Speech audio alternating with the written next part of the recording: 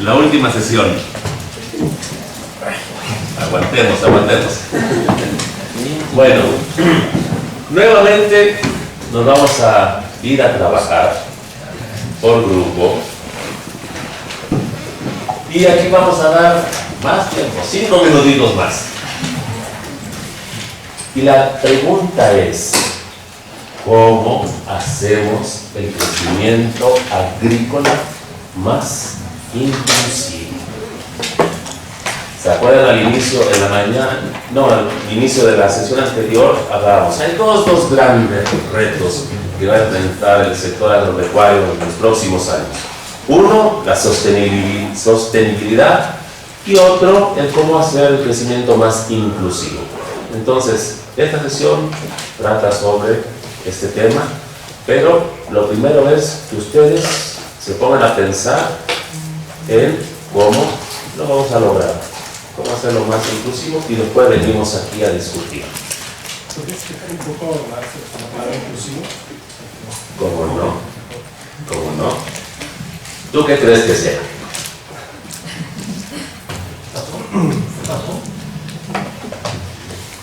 Pues que esté tomando en consideración, en este caso, el sector productivo, el gobierno, las instituciones, que estén participando bajo un mismo objetivo, metas, pero que sea de una forma más organizada, en equipo. Ok. Bueno, aquí voy a tener que hacer referencia a la 4T, aunque a algunos no les guste mucho. Pero a lo que se refiere más bien es que lo hemos visto en el pasado, normalmente con esos crecimientos tan increíbles del sector agropecuario, pues quienes se han beneficiado han sido unos cuantos, ¿no? Los grandes productores, los grandes exportadores. Entonces, ahora se trata de ver cómo hacemos que ese crecimiento sea más equitativo, y no solo para unos cuantos. A eso nos referimos con un crecimiento más inclusivo. Exactamente, mejor distribución de ese crecimiento. ¿Cómo le hacemos? Entonces, piénsenle muy bien, de favor no se queden tanto en el aspecto macro, piensen un poquito más micro, más ejemplos concretos.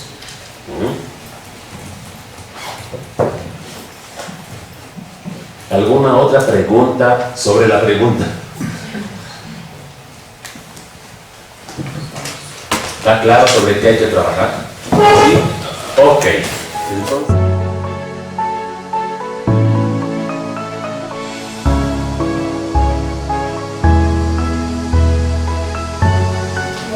lo resolvieron el problema del crecimiento que no ha sido muy inclusivo. Bueno, vamos a comenzar entonces con el grupo 1. Comencemos nuevamente con el grupo 1.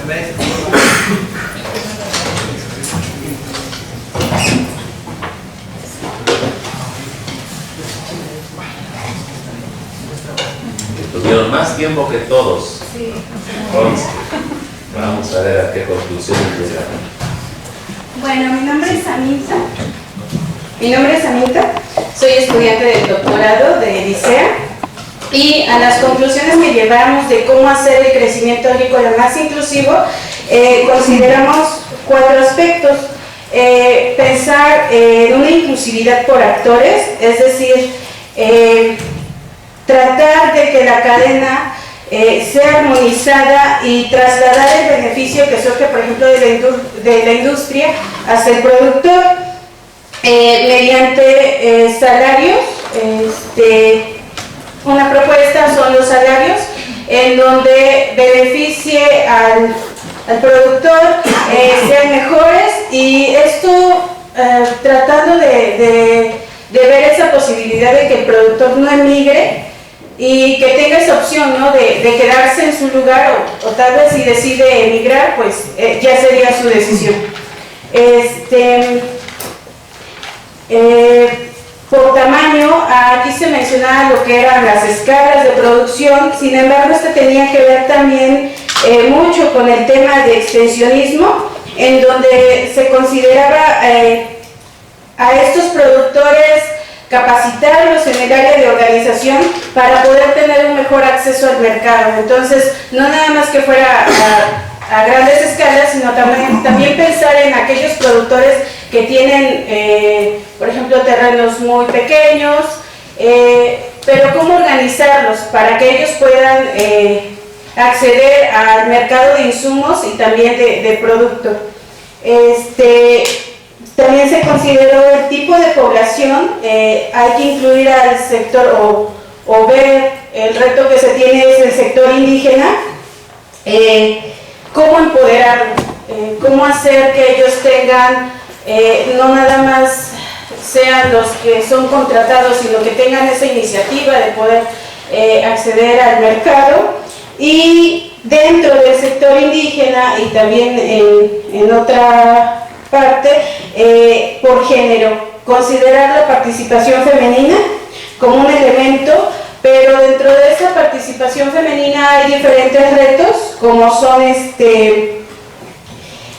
cuidarlas de algunos, por ejemplo, salarios más equitativos, en el caso del sector indígena de educación, lo cultural también tiene mucho que ver, entonces tener un enfoque a esa parte. En conclusión, también mencionábamos que las políticas públicas tienen mucho que ver, entonces es buscar cómo estas políticas sean más progresivas y sean diseñadas a manera de que haya muchas mejoras y beneficien a todos estos elementos que observamos. Y bueno, sí. Muchas gracias, nos diste varios elementos que vamos a ir discutiendo. ¿Hay alguien más del grupo 1 que quiera añadir algo? ¿O algunas preguntas para el grupo 1? Entonces pasamos al grupo 2. ¿Qué tal? Buenas tardes. Mi nombre es Ezequiel Arvizu, soy profesor de cátedra CONACYT en Sociología Rural, aquí en Chapingo. Y bueno, nosotros tratamos de hacer una breve discusión, primero diferenciando equidad e igualdad. Entonces, bueno, nosotros llegamos a la conclusión que equidad serían las mismas oportunidades para desarrollar actividades y recibir los beneficios. Y la igualdad, que son todos iguales, sin excluir o discriminar. ¿Sí? Entonces, bueno, contestando a la pregunta, nosotros llegamos a la conclusión que no se puede resolver la pobreza con las políticas públicas agrícolas, sino esto sería una parte del problema. Habría que considerar otro tipo de políticas.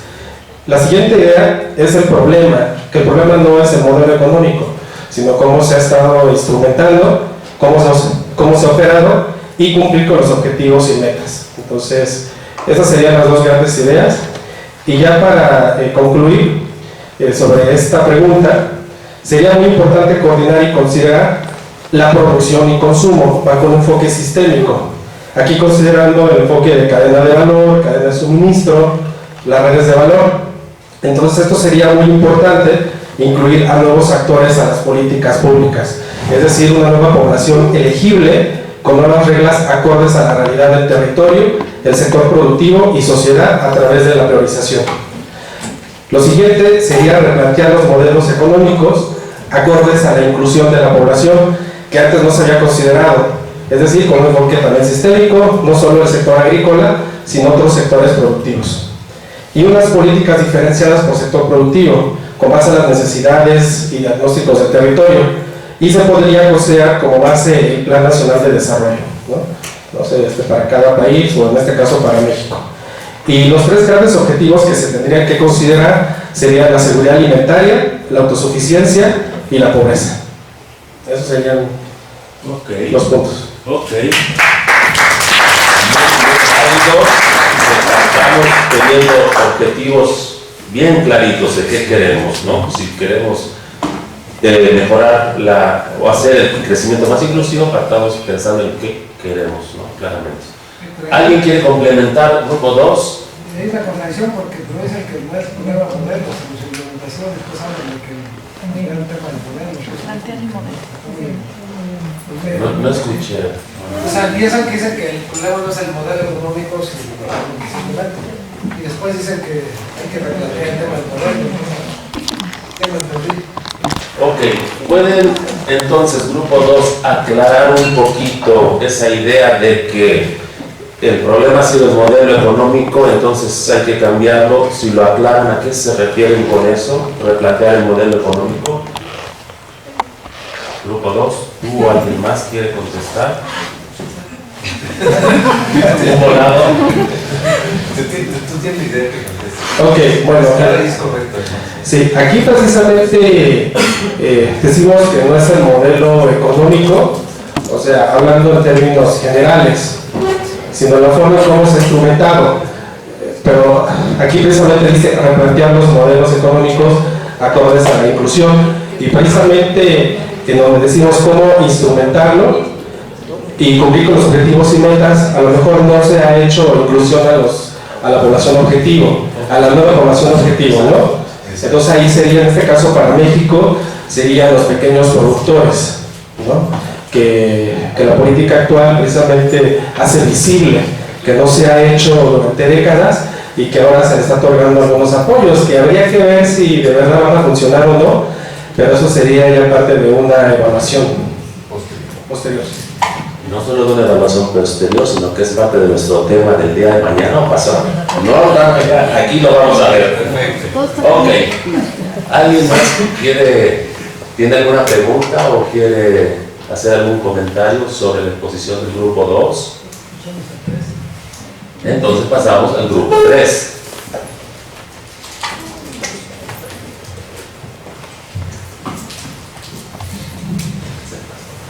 Hola, buenas tardes, yo soy Guadalupe González, soy estudiante de doctorado de aquí del CIESTAM. Y bueno, en mi equipo discutimos varios puntos. El primero, y que se nos hizo más importante, fue mejorar los apoyos para los mercados locales, los productos locales, incentivar los circuitos cortos, pero también promover en los consumidores, o bueno, promover el consumo de estos productos, hacer una concientización de los consumidores, porque muchas veces comentaban que, por ejemplo, el huevo de rancho, hay gente que no lo quiere comer. ¿El qué, perdón? Huevo de rancho, no lo he probado, pero dicen que hay gente que no lo come. Apoyo. Y Un negocio a precio de oro. Sabría gallo en todo caso. Bueno, sería incentivar el consumo de este tipo de productos, y eso, pues como quería un poco más incluyentes a los pequeños productores. También pusimos formular políticas de fomento a la inclusión de pequeños productores y la diversificación de productos, fomentar también la sucesión generacional, que se distribuyan los beneficios del crecimiento agrícola, que no solo se queden en manos de los que son los propietarios, pues, de las parcelas o de los campos. Políticas públicas diferenciadas para productores, por ejemplo, el caso de los que arrendan los terrenos, como nos comentaba el doctor Manrubio, que muchas veces no quieren hacer esa inversión porque no se les queda, o después no se van a beneficiar de eso. Y bueno, que también mejorar infraestructura y caminos, podría haber desventajas para productores y para acceso a mercados. Pues parece que eso. Muy bien. Muchas gracias, súper válidos. ¿Alguien quiere complementar o alguna pregunta para el grupo 3? Entonces pasamos al grupo 4.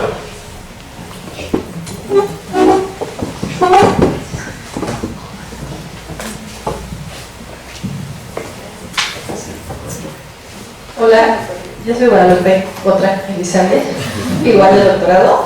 Y ¿Sí están? sí está. Quiero comentar un poquito. De inicio nos centramos en el qué, ¿no?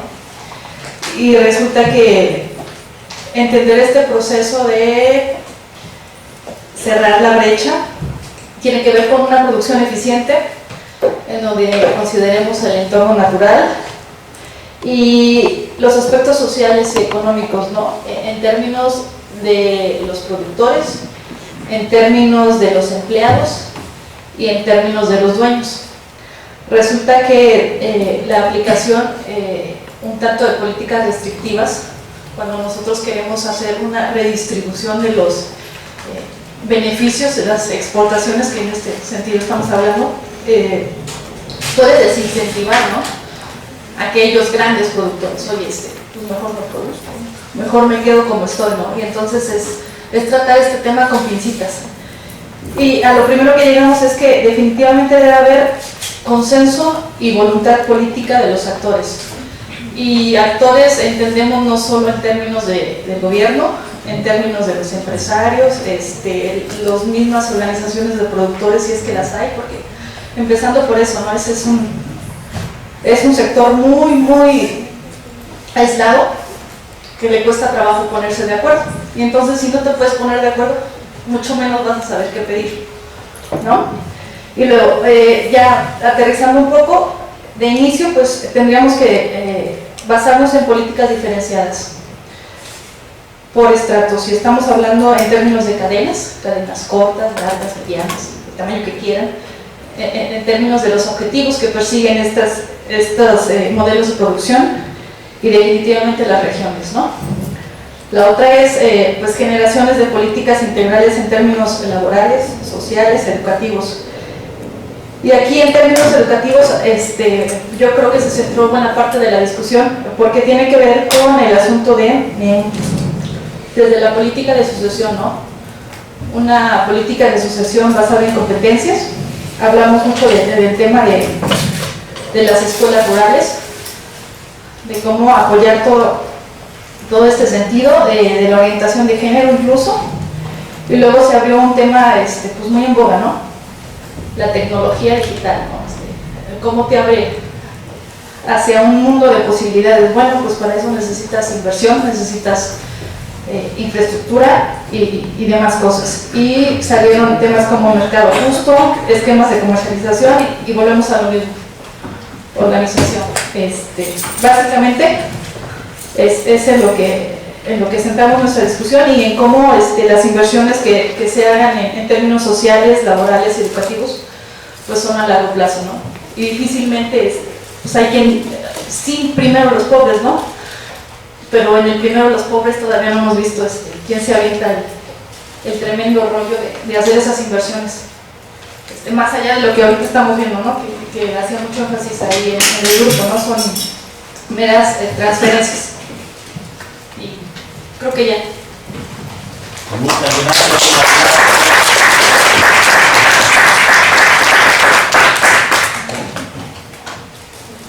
Muchas gracias.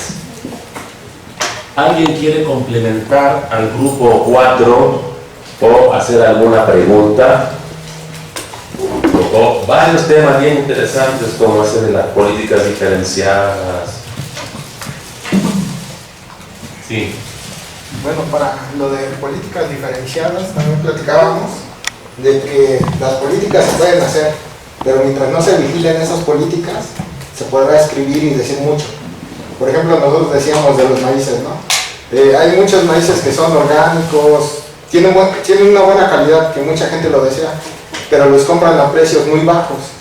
Y para hacer eso necesitas toda una estructura para poderlos diferenciar, y es más, mandarlos a Estados Unidos, a otros lados. Pero si no se vigila, ahí puede haber donde esté la pérdida y no estás incluyendo.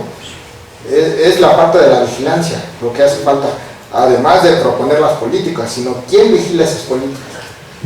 Ok, creo que tenemos un nuevo participante en el curso de tema de vigilancia.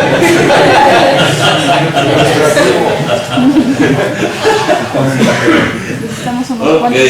Un taquero para control biológico.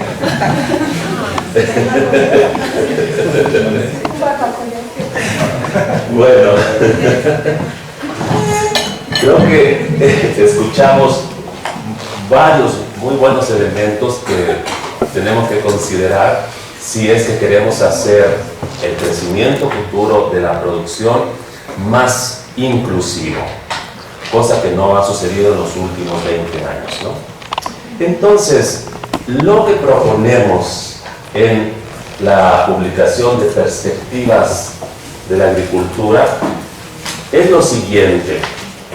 Hablamos de que el sector es extremadamente heterogéneo y entonces si no empezamos a identificar categorías, pues podemos tratar de implementar tal o cual programa político de apoyo y no va a ser efectivo, ¿no? Por esa gran heterogeneidad. Entonces, lo primero que planteamos es, bueno, tratemos de identificar más o menos cómo está organizado el sector, cómo se viene el crecimiento, pero según ciertas categorías que comparten características, ¿no? Y después vemos cómo podemos intervenir para hacer más inclusivo el crecimiento.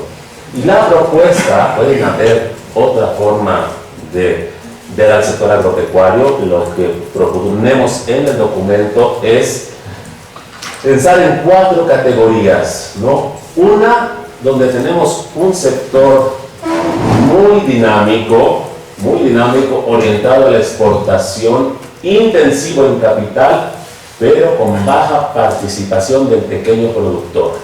Y hemos visto cómo ha venido creciendo y cómo creemos que va a seguir creciendo en el futuro. Ejemplos, productores de soya, trigo, carnes.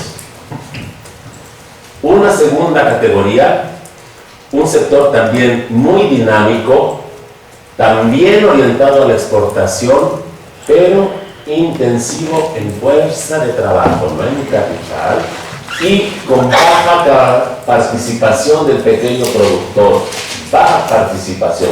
Ejemplo, algunas frutas, algunas hortalizas.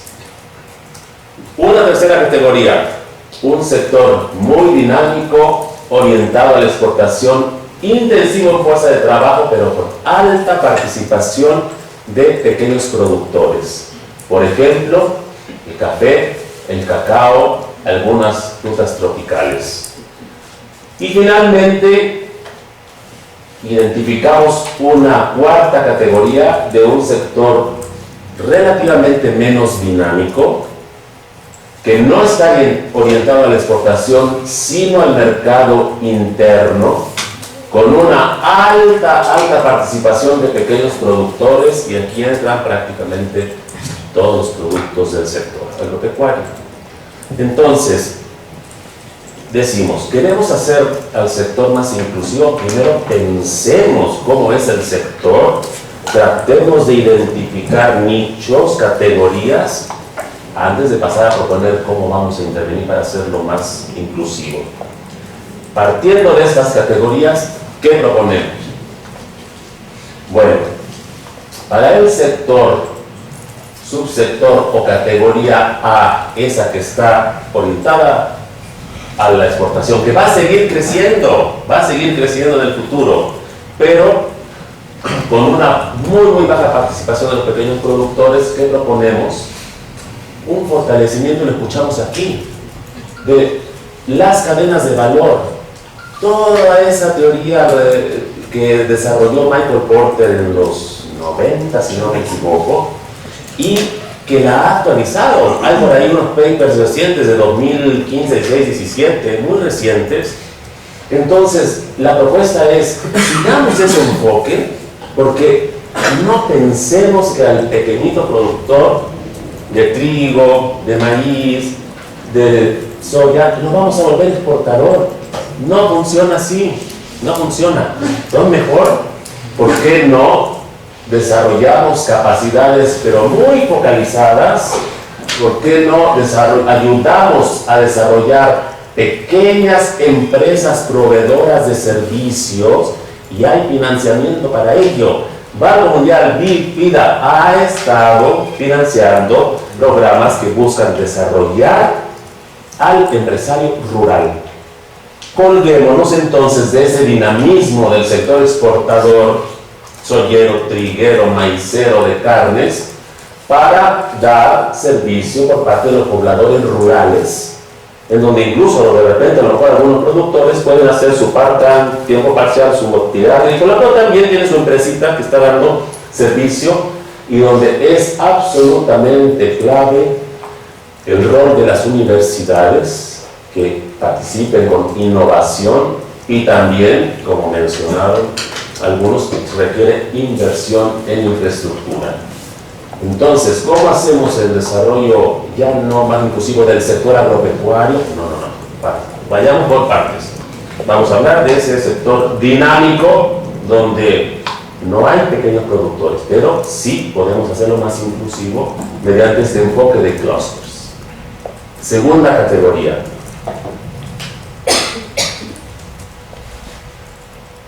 Sector dinámico exportador, pero con un uso intensivo en fuerza de trabajo, ¿no? Mucha hortaliza, fruta de exportación, pero donde hay pequeña participación, aunque puede haber, del pequeño productor, pero hay poca en general. ¿Qué podemos hacer ahí? Tenemos que promover el empleo rural decente. Todos sabemos las condiciones en que trabajan muchos de los jornaleros agrícolas, ¿no? Que se van del sur al norte. Hay un problema serio de trabajo infantil que está prohibido por las Naciones Unidas, ¿no? Entonces, ¿y aquí quién tendría que estar trabajando en ello? ¿Ministerio de Agricultura? No. Hay una Secretaría del Trabajo, ellos son a los que les compete, y entonces, ¿cuándo quieres un desarrollo más inclusivo y más equitativo? Con a la Secretaría del Trabajo asegurarse de que hay contratos, salarios justos, y lo mencionaron ustedes, que hay seguridad social, y de hecho el empleo decente es la meta 8 de las metas de desarrollo sostenible que ya firmaron todos los gobiernos, se comprometieron, y van a haber rendición de cuentas y van a ir midiendo, ¿no? Entonces ahí nos podemos colgar de ese compromiso a nivel global, político, para asegurarnos de que se va a cumplir en el medio rural, y esa es una de las formas de hacer más inclusivo el crecimiento agropecuario, pensando en este sector que va a seguir creciendo, pero hagámoslo más inclusivo, ¿no? Ahora, hay también algunos, no predominan en esta categoría, pero hay algunos productores pequeños. Entonces, ¿qué tenemos que hacer? Y nuevamente lo escuchamos ya de ustedes, mucho trabajo en organización de productores. Yo me acuerdo, hace muchos años había en la Secretaría de Agricultura Dirección General de Organización de Productores. ¿Dónde quedó? SEPA, ¿no? Un tema fundamental, ahí se tendría que estar trabajando mucho. Y justamente la organización de productores sería otra área importantísima para la siguiente categoría. La siguiente categoría, decíamos, un sector dinámico, dirigido a la exportación, pero con gran participación de los pequeños productores, como café, cacao, frutas y hortalizas. ¿Qué se puede hacer aquí para hacer más inclusivo el crecimiento? Ya dijimos, organización de productores, pero también hay que trabajar mucho en temas de productividad y en cómo vamos a responder a cambio climático, porque ya hay análisis incluso para México, donde se identifican regiones que en 10 años no van a poder seguir produciendo café. ¿Qué más podemos hacer aquí? Trabajar en temas de comercialización, diferenciación del producto, café orgánico, comercio justo, integración vertical, pero no voy a seguir hablando más del café. ¿Por qué? Porque acaba de salir un libro, todavía está calientito, sobre los negocios del café, y de unos tales autores, no sé si los han escuchado, un tal Manrubio Muñoz, un tal Horacio Santoyo. Y bueno, más bien aquí quiero pedirle a Manrubio que nos platique cómo haría él también, porque aquí hay unas ideas muy interesantes hacia el final del libro de cómo se puede hacer más incluyente, más equitativo este dinamismo del sector cafetalero. Entonces, Manrubio, un poquito que nos platiques. Yo de hecho estaba viendo Ay, perdón. hay un punto ahí, Espérame, porque yo sé que tienes algo que decir. ¿Dónde está el micrófono? A ti te lo había dado. Ajá. Para Manrubio, por favor, porque ahí hablan mucho de cómo influir en el consumidor, ¿no? Para aumentar demanda y diferenciar producto. Aquí lo mencionan. Cuéntanos, Manrubio. decía que, bueno, ya está el libro aquí en el centro documental, para que lo quieran, está barato, apenas ahí lo trajeron, ¿no? Y se escogió el caso del café porque nosotros consideramos que es para mí es uno de los laboratorios más ricos de innovación agroalimentaria que hay. O sea, muchas cosas que están diciendo ahí en café ya se hicieron. Y algunas han dado resultado y otras cosas no han dado resultado, ¿no? Como el tema de las diferenciación, tú pones ahí el tema de la diferenciación, no sé en cuál punto está por ahí. Sí, ahí mismo. En producto, ¿no? ¿Cómo lo diferenciamos? Lo hacemos que el que viene orgánico, que el que, no sé. Entonces, por ejemplo, el café se inició mucho en el tema de la diferenciación vía estándares voluntarios de sostenibilidad, ¿no? Comercio justo, orgánico, rainforest, todo eso. Y ahorita el 40% de la producción mundial tiene algún estándar voluntario. Sin embargo, cada vez se vende más mercado fuera de esos estándares porque el mercado no está pagando por estándar, está pagando por calidad. Entonces, mientras todo iba, porque además los incentivos de los certificadores están en sentido inverso al tema del mercado, o sea, ellos ganan certificando superficie y productores, ¿no? Pero el tema de la calidad nunca se consideró, o se consideró como marginal, que el mercado te paga calidad, no sostenibilidad por sí sola. Entonces dijimos, aguas, te vas por el tema de la sostenibilidad, si consideras los atributos que el consumidor está valorando, te pasa lo que el café. 40% de la oferta global con un estándar, pero que realmente el que te paga, el atributo que pagan es calidad. ¿Sí? Bueno, ese es un detalle. Pero yo veía ahí yo cambié el punto ese que está en el tema del crédito, mejorar acceso al mecanismo, no. ¿Dónde está? El último, ¿qué pues el cuarto? ¿Dónde está el crédito y el seguro? Sí, en la siguiente categoría, pero sí. También puede aplicar implementar mecanismos de crédito y seguro para mí debe estar en las otros tres. Al de pequeño productor también. Si no es muy difícil lograr que se suban como proveedores si no tienes el tema de... O sea, nosotros lo hemos visto en Berries, por ejemplo. En Berries se meten los que tienen capacidad de invertir en capital de trabajo en inversiones altísimas. Y solamente si tienes acceso a financiamiento, si no van, siguen siendo los grandes. Y los excluyes porque entran más bien como proveedores de tierra para rentarla para que otros se suban. Entonces yo creo que ese punto ya está en todas. Y un tema también que creo que es importante, en café se ha insistido mucho, o sea, en el foro global de productores de café se ha mucho de apelar a la buena conciencia en las empresas para que repartan más equitativamente el valor de un kilo o de una taza de café.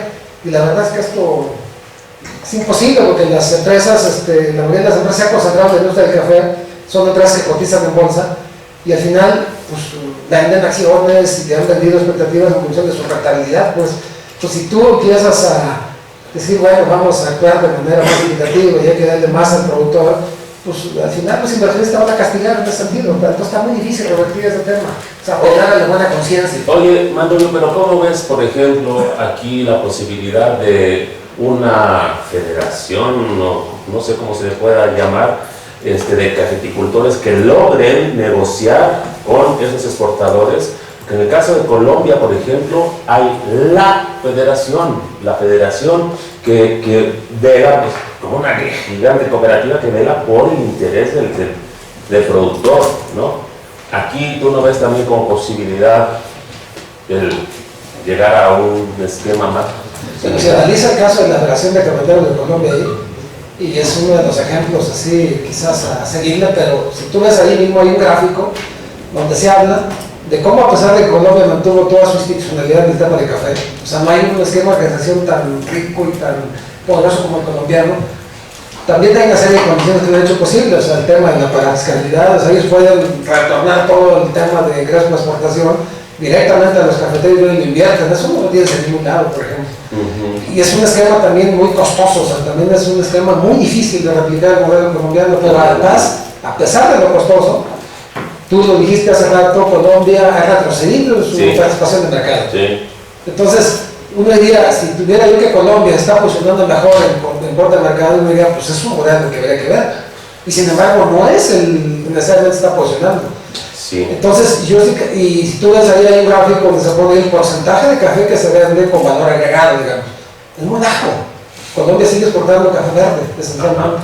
Entonces, a pesar de todo ese tipo de cosas, no es un modelo necesariamente que hay que ver en el tema mercado. No en el tema de producción, han hecho muy buena gestión, surtiendo variedades tolerantes, arroya, renovable, etc. Pero en el mercado han hecho muy mal papel. No sé, así. Y entraron tarde, ¿no? Entraron tarde el tema de comercialización, porque por ejemplo Colombia ya empezó a poner estas cafeterías tipo Starbucks. Juan Valdés, pues el Juan Valdés. El Juan Valdés, ¿no? Entonces creamos un modelo que es parecido al Starbucks, queriéndolo copiar, y no pudieron hacer nada ahí. De hecho, están cerrando cafeterías ya en México, acaban de cerrar ya las cafeterías, ¿no? En mismo Colombia se ve ahí el libro, un modelo que rompe en Colombia tipo Oxxo. Bueno, no es un café de conveniencia que se llama Tostar, que tú ves puntos por todos lados en Colombia, y son pequeños locales donde tú llegas y pides tu café, tu don o tu pan y te vas, como lo hacen un Oxxo. ¿Sí? Ese modelo, por ejemplo, nunca lo vieron los cafeteros de Colombia. Y el tostado dice, un café sin estratos es pues, hasta un café de buena calidad a un precio accesible. Y Colombia se fue con un modelo tipo Starbucks, queriendo competir con Starbucks y nunca lo pudo hacer, pues, o sea, de hecho, no lo lograron ahí, cuando estaba ese modelo, allá en la puerta de la esquina. En México lo vimos, o sea, en México irrumpió el modelo de conveniencia tipo Starbucks, 7-Eleven, y has visto por todos lados cafeterías, modelos de ese tipo. Falta el modelo tipo tostado en México, por ejemplo. Entonces, cuando nosotros veamos, yo sí creo que vale la pena que la gente entienda justamente cómo se configuran los negocios. Los negocios de un producto, en este caso el café, para que entiendan la lógica subyacente que hay atrás del modelo. Y no copiar, o sea, pensar dónde están los espacios. O sea, tú copias y te metes a las guerras con Sansón, o sea, es muy complicado. Entonces, Manrubio, supongamos que tú te encuentras ahí en tus viajes que haces con AMLO, y es la oportunidad para que le digas, señor AMLO, podemos hacer el crecimiento del sector cafeticultor más inclusivo si hacemos ¿qué? ¿Cuál sería tu recomendación? Porque sí, diferenciar el café mexicano. Diferenciarlo. Pero diferenciarlo como, primero, la calidad de taza. O sea, no hay que perder de vista la calidad de taza. Tiene que ser calidad de taza. Diferenciación del producto, exacto. Sí, pero calidad de taza. En calidad, Segundo es en el tema de posicionar a nivel global, que México es de los pocos países que conservó su tema de producción bajo sombra. En Colombia, por ejemplo, el 60% de la producción ya es a pleno sol. ¿Sí? Es arábico, pero es a pleno sol. Tipo robusta, pues. Y México lo tiene bajo sombra. Y es un tema que hay que vender. El otro es el carácter multiétnico, o sea, tienen un resto de etnias produciendo café ahí. Entonces, calidad de taza, bajo sombra, multiétnico y de pequeño productor.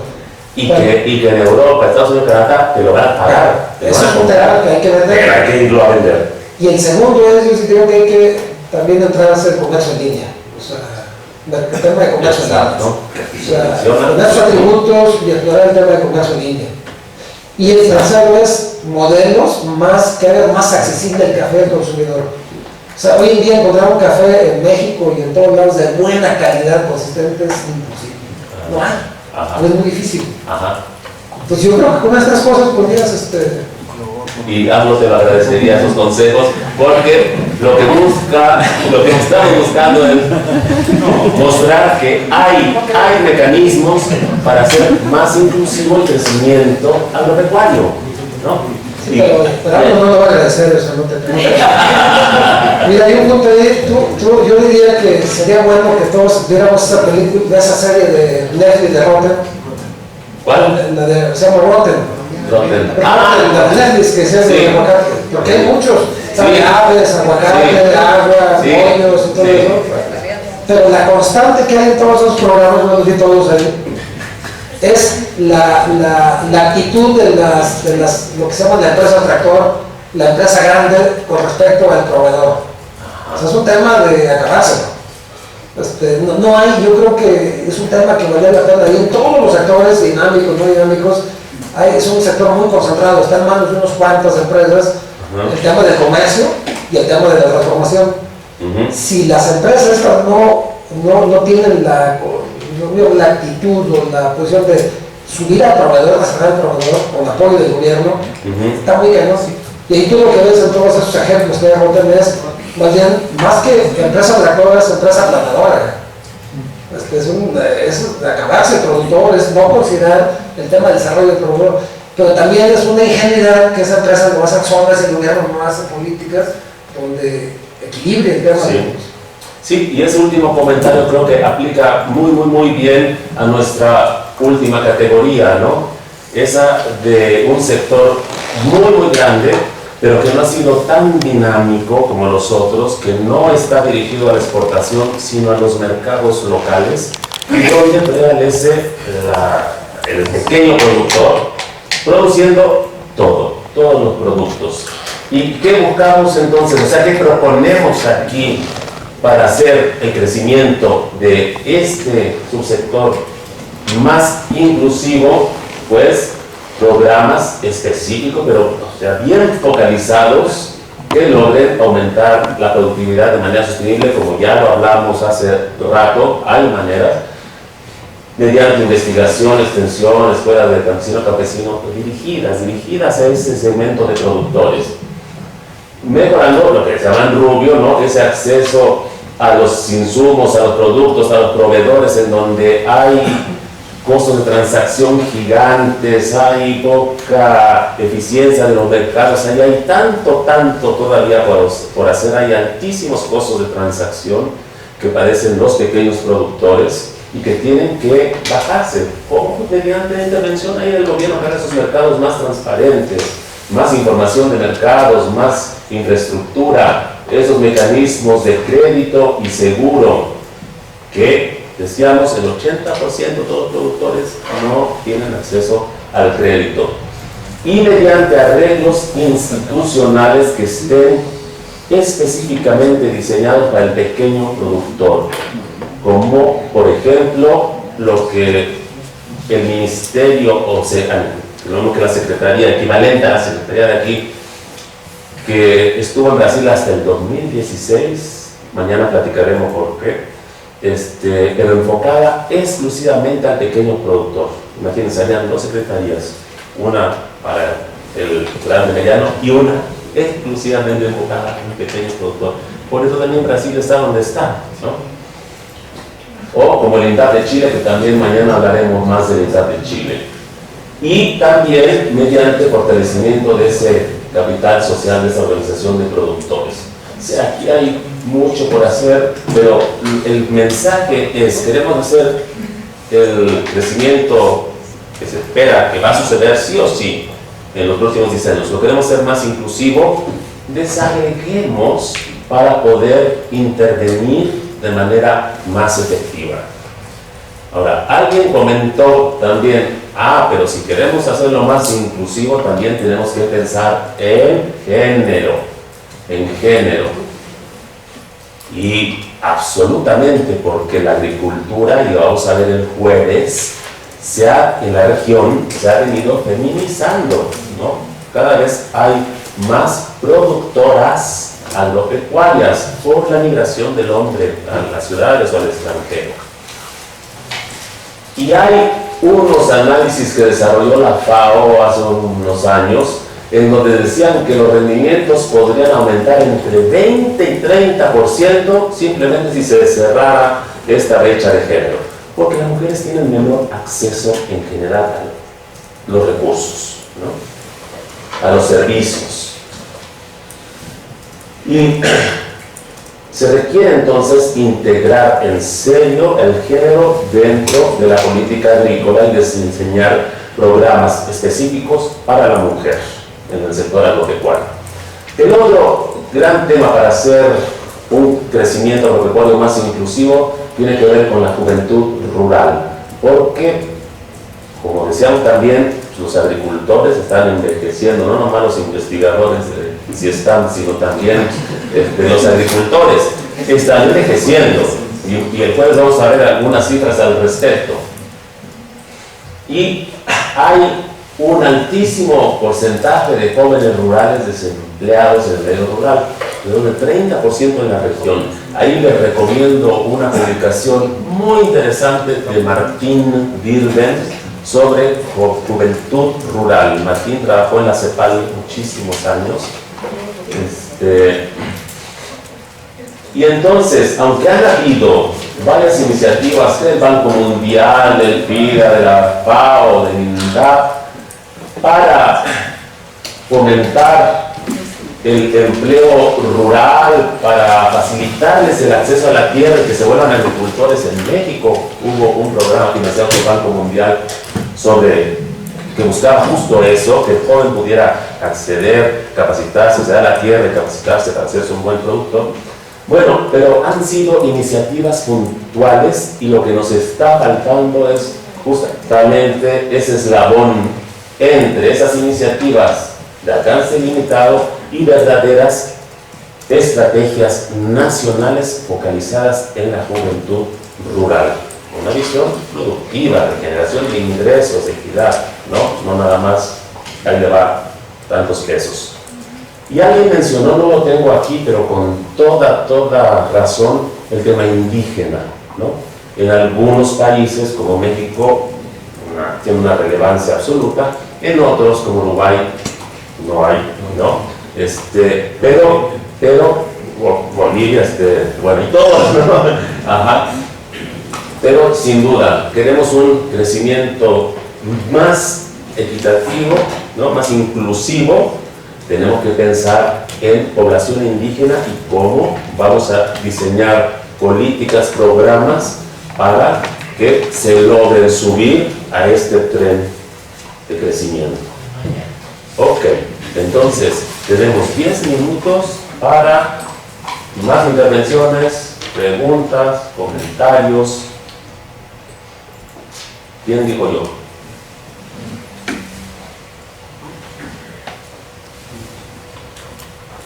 Sí. Perdón. No vayan a hablar muy fuerte porque lo podemos despertar. Adelante. Bueno, parte de la discusión de hace ratito en nuestra mesa giró en torno a esta idea de que efectivamente la política agrícola o el sector agrícola no lo es todo en la población rural, por ejemplo, ¿no? Y que entonces esta política agrícola tendría que ser como parte del tejido de toda la política pública. ¿Cómo logramos hacer ese tejido con los otros tipos de política? Sí, y es complicado, es una buenísima pregunta, porque ¿se acuerdan cuando hablábamos de retos bajo sostenibilidad? Uno de los retos es la coordinación entre las políticas, porque no es nada más la Secretaría de Agricultura la que impacta en el sector, ¿no? Y ha sido un gran reto el tratar de tener esta coordinación. Han habido ejemplos, casos muy exitosos, pero que quedan de repente nada más ahí. Se estuvo trabajando en ello y ahí quedó. Les recuerdo uno en Perú, cuando se buscaba el eje, no era tanto la producción agropecuaria como el combate a la pobreza, ¿no? y a la inseguridad alimentaria. Pero obviamente estás trabajando en zonas rurales y en la agricultura pues era una de las principales áreas de trabajo. Entonces se trabajaba a nivel nacional, departamental y local, municipal, con los distintos representantes, con pues mucha capacitación, con las comunidades, tratando de hacer planeación, viendo hacia dónde queríamos llegar, ¿no? Entonces hay un tema metodológico, y de eso vamos a hablar el viernes, que generalmente se nos escapa, ¿no? También por eso no hay tanta coordinación, porque como no tenemos seguridad de a dónde queremos llegar, pero con indicadores bien concretitos. No me digan nada más que voy a lograr seguridad alimentaria o autosuficiencia alimentaria. No, hay que apostarle a algo mucho más concreto, ¿no? No estamos acostumbrados a eso. Entonces nos quedamos en el discurso de las metas generales y entonces ahí cuesta más la coordinación, porque entonces ya yo estoy trabajando contigo, pero para lograr que, no, pues puro bla, bla, bla. Pero si vamos detallando, si vamos realmente aplicando metodologías de planeación, de monitoreo, de evaluación, en donde ya pongo también responsables. Tú te comprometiste, ministerio o oficina estatal o municipal, a lograr tal cosa, y ahí te voy y pongo en marcha un sistema de monitoreo, pues ahí ya no vas a tener, ya no te vas a poder echar para atrás, ya voy a tener los ojos sobre ti, ¿no? Entonces creo que ha faltado un problema de método que permita esa coordinación. Han habido intentos, han funcionado, pero se han quedado con un alcance limitado. Y sí, lo que decíamos cuando hablamos de ese método es porque ya en todos niveles tenemos esa claridad de hacia dónde queremos llegar. Tenemos claridad que con los recursos que tenemos vamos a poder hacerlo, no son nada más sueños guajiros, y tenemos claridad de cómo lo vamos a hacer y quién le toca hacer cada método. Lo vamos a hablar el viernes.